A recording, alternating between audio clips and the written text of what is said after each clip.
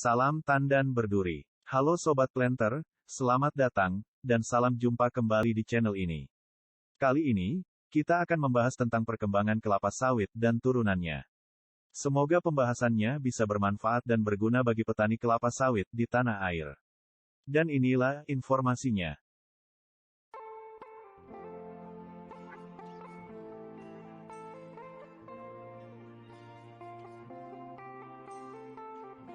Kecewa dengan harga TBS sawit yang semakin anjlok, banyak petani yang tebangi sawit.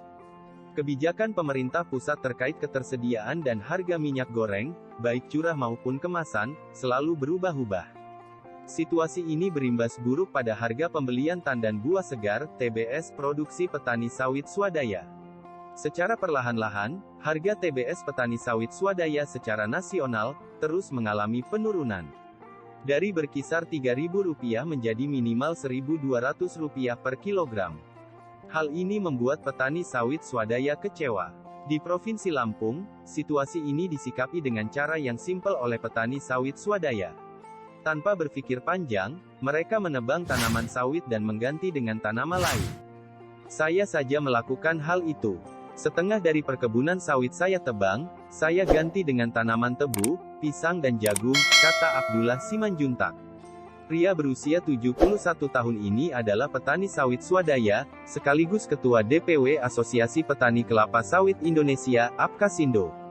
Provinsi Lampung. Dirinya tidak takut untuk menebang pohon sawitnya, dan diganti dengan tanaman lain, karena sudah ada calon pembeli dari setiap tanaman non-sawit yang ditanam. Ia mencontohkan jagung. Banyak petani sawit menanam jagung di lahan bekas kebun sawit mereka, dan sudah panen sebanyak 3 kali dalam setahun. Harga jagung sekarang di tingkat penampung sebesar Rp6.000 per kilogram. 1 hektar jagung sudah bisa menghasilkan minimal Rp50 juta dalam setahun, kata dia. Ia juga sama seperti petani sawit lainnya, yang turut menanam tebu dan pisang, yang juga gampang dipanen dan usia tanam juga singkat. Untuk tanaman pisang, ia dan para petani sawit lainnya juga sudah menjalin kerjasama dengan perusahaan asal Korea Selatan selaku pembeli. Untuk tanaman tebu, mereka sudah bekerja sama dengan sejumlah perusahaan swasta, termasuk PT Gunung Madu Lampung. Begitu juga tanaman lainnya seperti ubi yang juga sudah ada perusahaan penampungnya.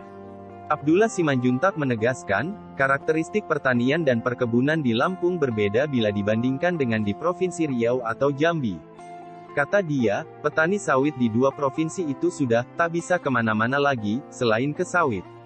Sementara petani sawit di Lampung justru berbeda, harga TBS turun bisa membuat petani sawit swadaya mengubah sebagian kebun sawit mereka jadi kebun lain. Di Lampung banyak perusahaan yang menampung hasil pertanian non-sawit. Bicara gula, di sini ada banyak pabrik gula, ubi dan singkong juga banyak. Jadi, kami enggak berlama-lama ambil keputusan kalau mengatasi harga TBS yang jatuh seperti saat ini, kata Abdullah Simanjuntak.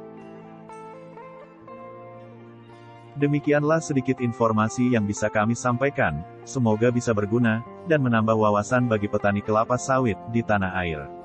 Akhir kata dari saya, teruslah berjuang dan tetap semangat.